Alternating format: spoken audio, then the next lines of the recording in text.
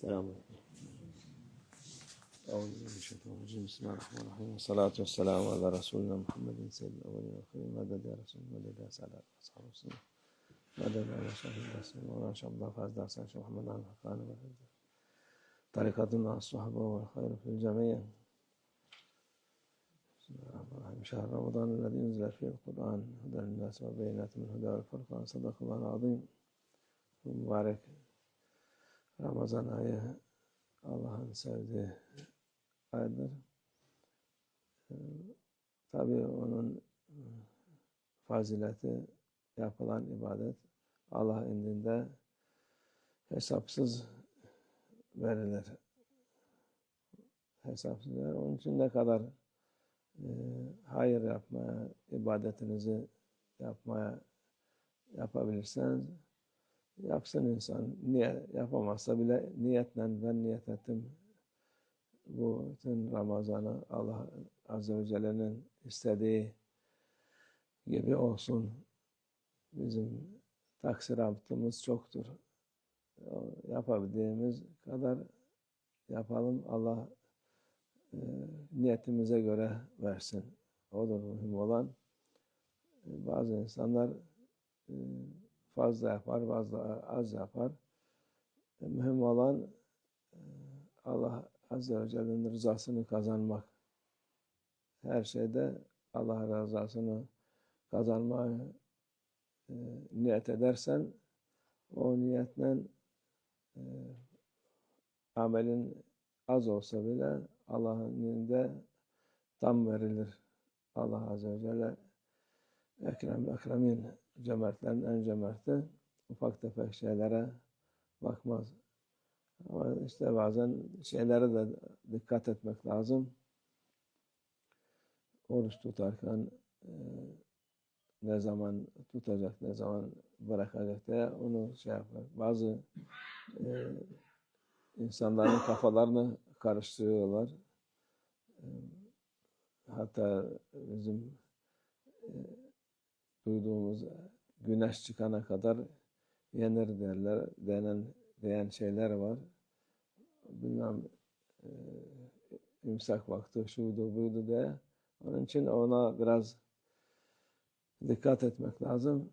İmsaktan sonra bir şey yenmez. Hani güneş çıkana kadar da diyorlar.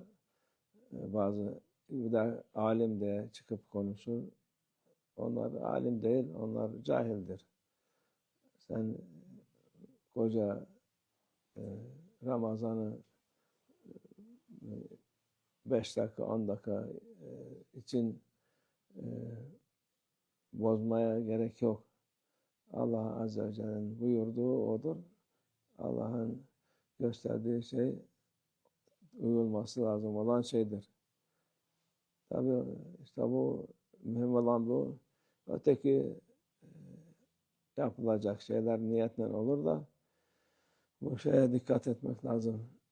Sahur vaktine imsak imsak dedi. Normalde ezana kadar, ezandan sonra yapmaz. O temkin için de olabilir. 5-10 dakika, 15 dakika önceden ezandan önce durmak daha iyi olur. Kendin şey olursun.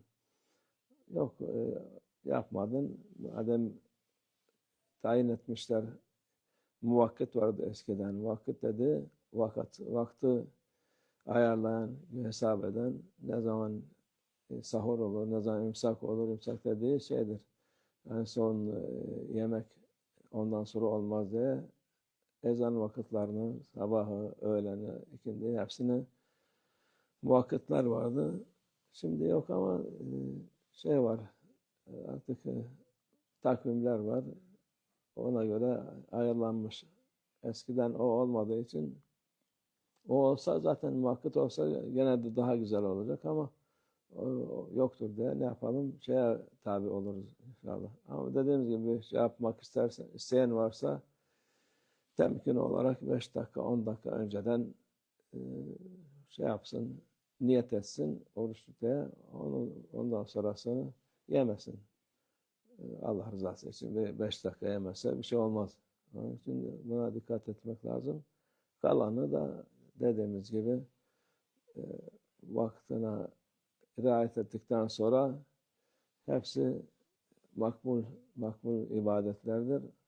Allah'ın rızasına nail olursun. Nasıl her şey, Allah her şeye vakit zaman vermiş. Ramazan'ın vakti var, bayramın vakti var, sabahın, öğlenin vakti var. Bazı şeyler var ki sabah olmadan sabahın vakti oynanmaz. Öğlen gene aynı şekilde. Öğlen biraz önce kılsak. İkindi öyle değil. İkindinin asr-ı evvel var, asr-ı tani var. Biraz erken, biraz sonra olabiliyor. Akşam gene vakti sabittir. Onun daha önce kılamazsın. Yatsının şey var, onun da vakti geniştir. Onun olabilir yani biraz erken biraz sonra değişebiliyor ama öteki vakitler e, riayet etmek lazım. Onları gözetmek lazım. Bu en mühim de bu iftarla sahurun son saatlerine dikkat etmek lazım. Allah kabul etsin. Allah ibadetimizi kabul etsin. Bu bilmeden şeye tabi olan insan varsa tevbe istiğfar etsin. Allah affetsin inşallah. Allah tevfik. El Fatiha.